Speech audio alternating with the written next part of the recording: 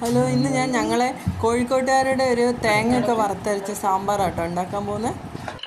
അപ്പോൾ ആദ്യമേ പറയട്ടെ, ഇതുവരെ ഇങ്ങനെ ഉണ്ടാക്കി നോക്കാത്തവരുണ്ടെങ്കിൽ ഇത് കണ്ടിട്ടൊന്ന് ഉണ്ടാക്കി നോക്കുക കേട്ടോ. സാമ്പാർ വെക്കാൻ വേണ്ടിയിട്ട് ഇതാ കുറച്ച് പരിപ്പ് എടുത്തിട്ടുണ്ട്. എത്ര വേണം ഏകദേശം ഒരു കണക്ക് അറിയാമല്ലോ. അതിലേക്ക് ഒരു ഉള്ളി മുറിച്ചിടുക. വലിയ ഉള്ളിയാട്ടോ ഇട്ടത് ഒന്ന്. ഇനി മഞ്ഞൾപ്പൊടി ഇടുക. അപ്പോൾ ആവശ്യത്തിന് എത്ര വേണ്ടതെന്ന് നമുക്കറിയാമല്ലോ ഏകദേശം. ഇപ്പോൾ പൊടികളിൽ മഞ്ഞൾപ്പൊടി മാത്രമേ ഇട്ടിട്ടുള്ളൂ. എന്നിട്ട് കുക്കറിൽ അടുപ്പിൽ വയ്ക്കുകയാണേ. കുക്കർ ഞങ്ങൾ ചെറിയൊരു സദ്യ പോലെയൊക്കെ ഉണ്ടാക്കുമെന്ന് വിചാരിച്ചാട്ടോ രാവിലെ തന്നെ. അപ്പോൾ ഇവിടെ അമ്മ സാമ്പാറിൻ്റെ കഷ്ണങ്ങളൊക്കെ നുറുക്കി വെച്ചിട്ടുണ്ട്. ഇതിൽ വെണ്ടുണ്ട്, മുരിങ്ങക്കായ ഉണ്ട്, തക്കാളി ഉണ്ട്, ഉരുളക്കിഴങ്ങുണ്ട്, ക്യാരറ്റ് ഉണ്ട്. പരിപ്പ് വേകുമ്പോഴത്തേക്ക് നമുക്ക് തേങ്ങ വറുത്ത് വെക്കാം. അപ്പോൾ തേങ്ങ വറുക്കാൻ വേണ്ടിയിട്ട് അതിൻ്റെ കൂടെ ചേർക്കാൻ കായം എടുക്കുകയാണ്. അപ്പോൾ തേങ്ങ വറുക്കാൻ വേണ്ടിയിട്ട് പാത്രം വെച്ച് അതിലേക്ക് കുറച്ച് വെളിച്ചെണ്ണ ഒഴിച്ച്, വെളിച്ചെണ്ണയാണ് കേട്ടോ നല്ലത് സാമ്പാർ ഉണ്ടാക്കാൻ. പിന്നെ അതിലേക്ക് ഒരു 10-15 അല്ലിയോളം വെളുത്തുള്ളി ഇട്ടിട്ടുണ്ട്. അത്യാവശ്യം വെളുത്തുള്ളി ഉണ്ട് കേട്ടോ. അത് വെളുത്തുള്ളി ഇട്ടിട്ടാൽ നല്ല ടേസ്റ്റ് ഉണ്ടാവും. പിന്നെ ഇതിലേക്ക് ഇടേണ്ടത് കുറച്ച് ഉലുവയാണ്. പിന്നെ 2-3 പച്ചമുളക് ഇങ്ങനെ ചീന്തിയിടാം, ഒരു 2 എണ്ണം മതി. പിന്നെ കുറച്ച് കറിവേപ്പില ഇടാം. കറിവേപ്പിലൊക്കെ ഒരു 2-3 തണ്ട് ഇടാം കേട്ടോ. അങ്ങനെ ആ കായൊക്കെ ഒന്ന് ആ വെളിച്ചെണ്ണയിൽ കിടന്നിട്ട് നല്ലോണം ഒന്ന് പൊരിഞ്ഞ പോലെ ആവും കേട്ടോ. നല്ല ഇതിൽ എന്നിട്ട് മാത്രമേ ഈ തേങ്ങ ഇടാൻ പാടുള്ളൂ. എന്നിട്ട് അതിന് ശേഷം ആ തേങ്ങ ഇട്ടിട്ട് നന്നായിട്ട് വറുക്കാം.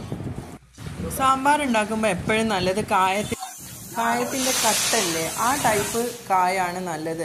അല്ലാതെ പൊടി പോലത്തെ കായപ്പൊടി ഇല്ലേ, കായത്തിൻ്റെ പൊടി, അതല്ല സാമ്പാറിന് ടേസ്റ്റ് ഉണ്ടാവുക. ഈ കായാണ്. അങ്ങനെ നമ്മളെ തേങ്ങ പാകമായിട്ടുണ്ട്. ഇതുപോലെ വറുത്തുണ്ട്. അധികം ഇങ്ങനെ ഉണങ്ങി പോവുകയും ചെയ്യരുത്. പിന്നെ ഒരു പാത്രത്തിലേക്ക് ഒരു ഉണ്ട വാളൻ പുളിയാണ് കേട്ടോ ഉപയോഗിക്കുന്നത്. ഒരു ചെറിയ ഉണ്ട പുളി എടുത്ത് അതിൽ വെള്ളം ഒഴിച്ച് വെക്കുക.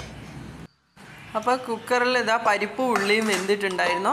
അതിലേക്ക് ഉരുളക്കിഴങ്ങും ക്യാരറ്റും കൂടെ ഇട്ടുണ്ടേ. അപ്പോൾ ഉരുളക്കിഴങ്ങും ക്യാരറ്റും കൂടെ ഒന്ന് വേവിച്ചെടുക്കാം. അങ്ങനെ കുറച്ച് സമയത്തിന് ശേഷം ആ ഉരുളക്കിഴങ്ങും ക്യാരറ്റും ഒക്കെ വെന്തുണ്ട്. ഇനി നമുക്ക് പൊടികൾ ഇട്ട് കൊടുക്കാം. നേരത്തെ പരിപ്പ് വേവിച്ചപ്പോൾ മഞ്ഞൾപ്പൊടി മാത്രമാണല്ലോ ഇട്ട് കൊടുത്തത്. ഇനി കുറച്ച് മുളക് പൊടി ഇടാം ആവശ്യത്തിന്. മല്ലിപ്പൊടി എപ്പോഴും മുളക് പൊടി ഇടുന്നതിനെക്കാട്ടിലും കുറച്ച് കൂടുതലിടുക.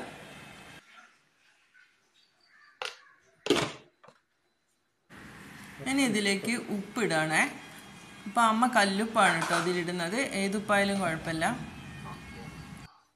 ഇനി ഇതിലേക്ക് നേരത്തെ വെള്ളത്തിലിട്ട പുളി ഉണ്ടല്ലോ, വാളൻ പുളിയാട്ടോ ഉപയോഗിക്കേണ്ടത്. അത് പിഴിഞ്ഞിട്ട് ആ വെള്ളം ഇതിലേക്ക് ഒഴിക്കുക. ഇതിൻ്റെ കൂടെ തന്നെ നേരത്തെ മുറിച്ച് വെച്ച കഷ്ണങ്ങളൊക്കെ അല്ലേ, തക്കാളി, വെണ്ട, മുരിങ്ങക്കായ, അതും കൂടെ ഇട്ടിട്ട് ഒന്ന് വേവിക്കാം. അത് വേവിക്കുമ്പം കുക്കറിലാണെങ്കിൽ അലിഞ്ഞു പോവരുത് കഷ്ണങ്ങളൊന്നും. കുറച്ച് സമയത്തിന് ശേഷം ആ കഷ്ണങ്ങളൊക്കെ പാകത്തിന് വെന്തതിന് ശേഷം ഈ അരച്ച് വെച്ച തേങ്ങ അതിലേക്ക് ഒഴിക്കാം.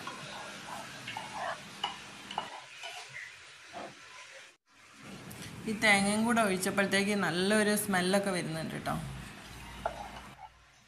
ഇനി ഈ അരപ്പൊക്കെ നന്നായിട്ട് അതിലേക്ക് ഒഴിച്ച് കുറച്ച് ആവശ്യത്തിന് വെള്ളം ഒഴിച്ചതിന് ശേഷം ഇളക്കിയിട്ട് ഉപ്പൊക്കെ ഒന്ന് നോക്കുക, അല്ലെങ്കിൽ ഇട്ട് കൊടുക്കുക. എന്നിട്ട് നന്നായിട്ടൊന്ന് തിളപ്പിക്കാം.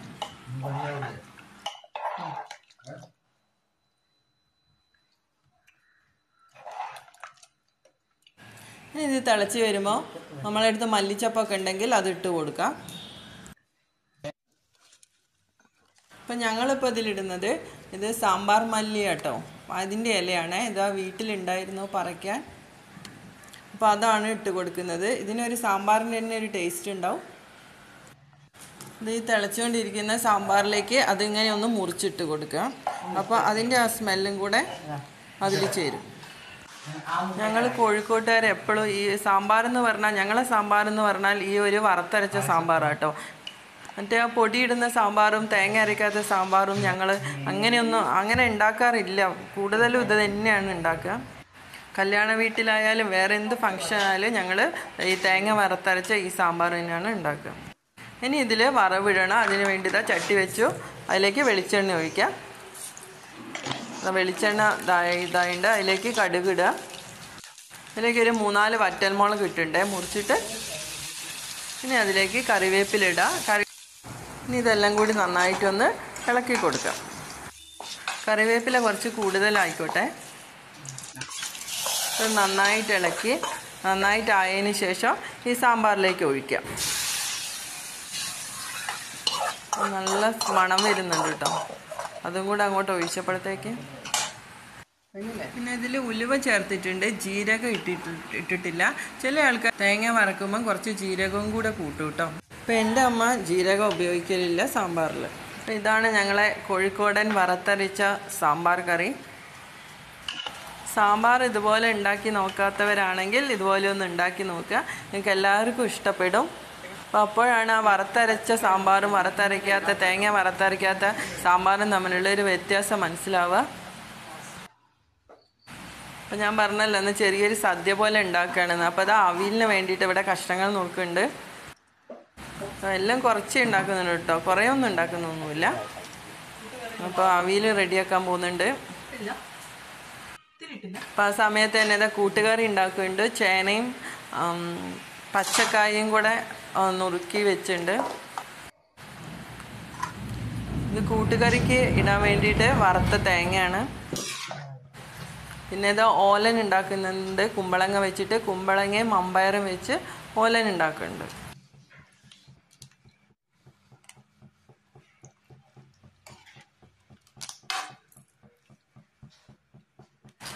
അപ്പോൾ അമ്മ ഇതവിടെ ഓലനിലേക്കുള്ള തേങ്ങാപ്പാൽ ഒഴിക്കുക കേട്ടോ. ഞങ്ങൾ ഓലൻ എന്ന് പറഞ്ഞാൽ കുമ്പളങ്ങയും മമ്പയറും കൂടിയാണ്. എന്നിട്ട് പച്ചമുളകും ഇടും അതിൽ. എന്നിട്ട് തേങ്ങാപ്പാൽ ഒഴിച്ചിട്ട് കുറച്ച് വെളിച്ചെണ്ണ മേലെ ഒഴിച്ച് കൊടുക്കും. കറിവേപ്പില ഇടും. ഇതാണ് കോഴിക്കോടൻ ഓലൻ. ഞാനിതാ ഓലനും ഇവിടെ റെഡി ആയിട്ടുണ്ട്. അതൊരു പാത്രത്തിലേക്ക് മാറ്റട്ടെ. അപ്പോൾ അതാ നല്ല ഓലൻ, കുമ്പളങ്ങയും മമ്പയറും ഉപയോഗിച്ച ഓലൻ, തേങ്ങാപ്പാൽ ഒഴിച്ച ഓലൻ.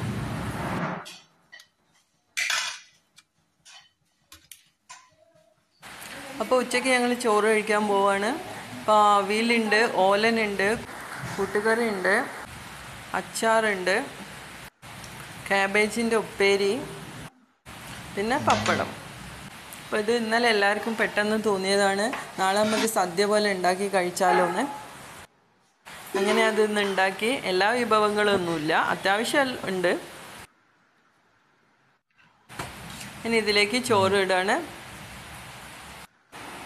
ഇതാ ചോറിലേക്ക് സാമ്പാർ ഒഴിക്കുകയാണ്. കോഴിക്കോട്ടുകാരുടെ സാമ്പാർ. അപ്പം ഞങ്ങളുടെ ഉച്ചത്തെ ഭക്ഷണം റെഡി ആയിട്ടുണ്ട്. അപ്പം ഞങ്ങൾ കഴിക്കാൻ തുടങ്ങുകയാണ്.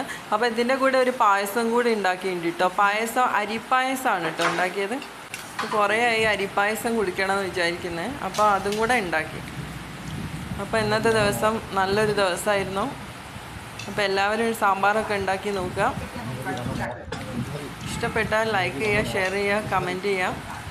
ഇനി പുതിയ വിശേഷങ്ങളുമായിട്ട് കാണാം.